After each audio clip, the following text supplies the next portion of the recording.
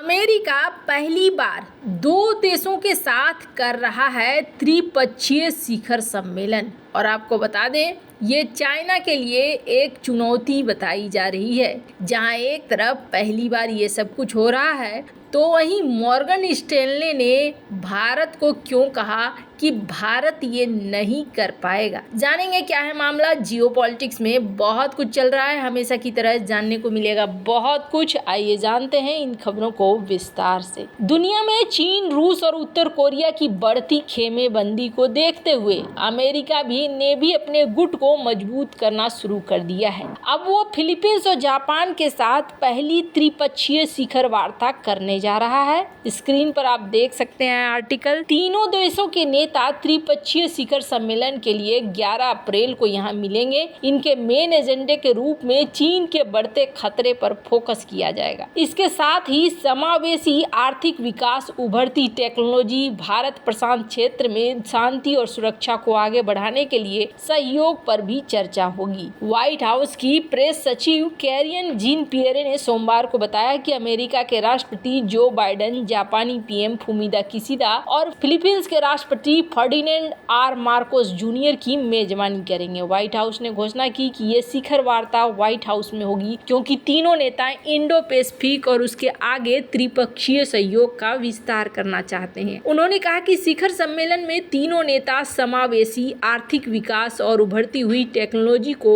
बढ़ावा देने के लिए त्रिपक्षीय सहयोग करेंगे, स्वच्छ ऊर्जा आपूर्ति श्रृंखला को बनाए रखने की कोशिश करेंगे। वैसे आपको बता दें, अमेरिका, जापान, फिलीपींस तीनों ने इस क्षेत्र में चीन की बढ़ती हुई आक्रामकता को लेकर कहा है कि यहाँ जो कुछ भी है वो चीन का एक गंदा रवैया दिखा रहा है।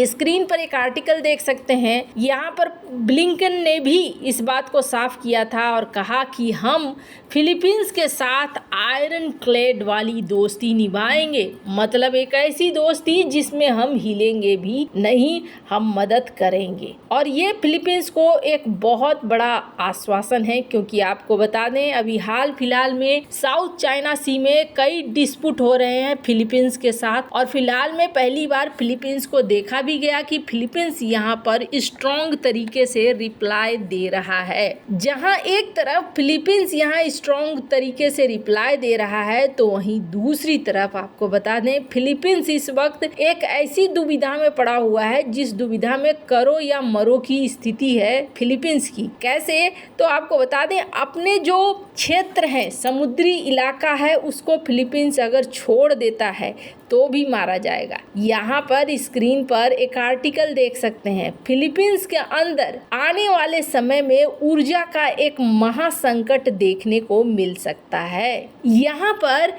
अभी फिलहाल के लिए एक ही ऊर्जा का केंद्र है जो काफी बड़े पैमाने पर अच्छे खासी ऊर्जा को प्रभावित करवाता है, Malampaya offshore gas field. Malampaya offshore gas field जो कि फिलीपींस को ज्यादातर नेचुरल गैस की सप्लाई करता है और 1/5 इलेक्ट्रिसिटी भी इसी के द्वारा सप्लाई होती है। कहा जा रहा है कि ज़्यादा नहीं बल्कि 2027 तक ये ड्राई हो जाएगा, सूख जाएगा, खत्म हो जाएगा। अब जैसे ही ये खत्म हो जाएगा, इसका मतलब है कि यहाँ पर ऊर्जा का एक बहुत बड़ा संकट खड़ा हो जाएगा। 1992 में मलम्पाया गैस फील्ड की खोज करी थी फिलीपींस ने और उसके बाद यहाँ पर एक्सप्लोरेशन और प्रोडक्शन शुरू किया था। तो फिर क्या नए क्षेत्रों की खोज नहीं कर रहा है फिलीपींस? तो नए क्षेत्रों की खोज का मतलब है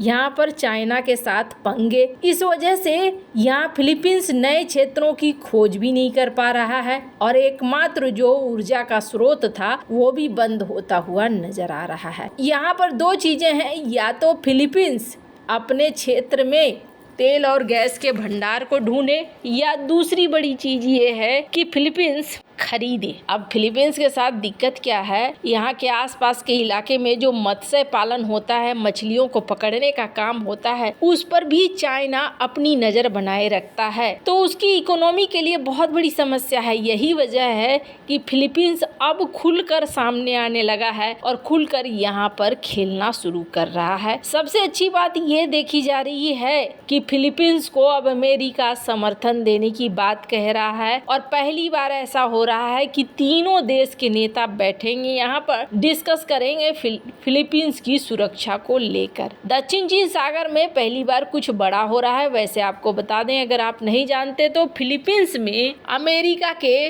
बेस भी है और अमेरिका इस क्षेत्र को कभी भी छोड़ना नहीं चाहेगा, क्योंकि दक्षिण चीन सागर का ये रणनीतिक रूप से बेहद महत्वपूर्ण क्षेत्र है। जहां एक तरफ ये सब कुछ हो रहा है, वहीं दूसरी तरफ आपको बता दें, मॉर्गन स्टैनली ने भारत को लेकर एक बहुत बड़ी खबर दी है और कहा है कि भारत ऐसा नहीं कर पाएगा क्योंकि भारत के अंदर कुछ कमियां हैं। अब वर्ल्ड इकोनॉमिक फोरम का एक ग्राफ देख सकते हैं आप, ये चाइना का ग्राफ है और चाइना की इकोनॉमी का ग्राफ है। पर कैपिटा जीडीपी जिस तरीके से यहाँ दिखाई गई है, 1992 से लेकर 2012 बदलाव आप साफ साफ देख सकते हैं। 1978 में इकोनॉमिक रिफॉर्म हुए, जो किसने किया? डेंग जाओपिंग ने किया। और डेंग जाओपिंग के इस रिफॉर्म के बाद दिसंबर 1990 में संघाई स्टॉक मार्केट ओपन हुआ, पहली बार 1949 के बाद। और उसके बाद फिर 2002 में चाइना ने WTO को ज्वाइन किया। यहाँ जो चाइना की बढ़ने की रफ्तार है, वो बढ़ने की रफ्तार बहुत तेज रही। और आपको बता दें, इसे तेज करने में अगर किसी ने मदद किया तो वो पश्चिमी दुनिया ने और अमेरिका ने खूब मदद किया था। स्क्रीन पर एक कार्टून देख सकते हैं आप। कहा जाने लगा कि ज्यादातर व्यापारियों को यूरोप अपनी तरफ खींचना चाहते थे, लेकिन यूरोप को न मिलकर ये व्यापारी ज्यादातर आने लगे चाइना की तरफ। ओपन डोर पॉलिसी स्थापित हो गई और चाइना को मदद भी किसने किया?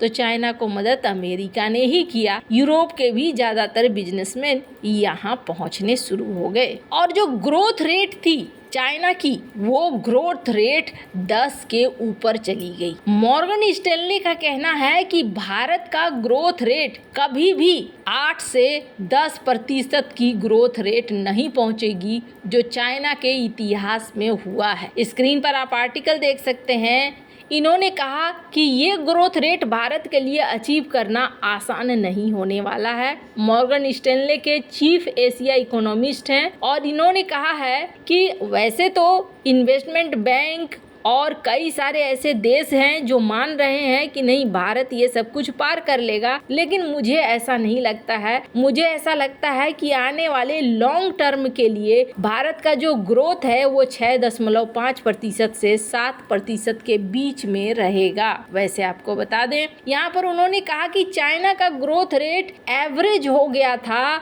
1978 के बाद 10%, जो कि 1978 का रिफॉर्म था, उसके बाद एक बड़ा बदलाव था। ऐसा भारत नहीं कर पाएगा। अब उनके पीछे कारण क्या है? वो कह रहे हैं कि इनके पीछे सबसे बड़ा कारण ये है कि भारत के अंदर इंफ्रास्ट्रक्चर नहीं है, भारत के अंदर उस तरीके की स्किल नहीं है, भारत के अंदर कई सारी चीज़ें इस वक्त कमी है। स्पेस की बात करें, सेमीकंडक्टर की बात करें और कई इंडस्ट्री की बात करें, वहाँ चाइना काफ़ी आगे निकल चुका है। वैसे आपको बता दें, 2023 में भारत ने 3 महीने के लिए 8.4% की ग्रोथ रेट बताई थी। अब ये देखने वाली बात होगी, आने वाले समय में पता चलेगा, क्योंकि कई बार कई सारी संस्थाओं का दावा तोड़ते हुए भारत ने बहुत अच्छा परफॉर्म करा है। वैसे आपको क्या लगता है इन सब मामले में? आपकी क्या राय है? कमेंट कर जरूर बताएं। जल्द मिलते हैं अगले वीडियो में नई खबर के साथ।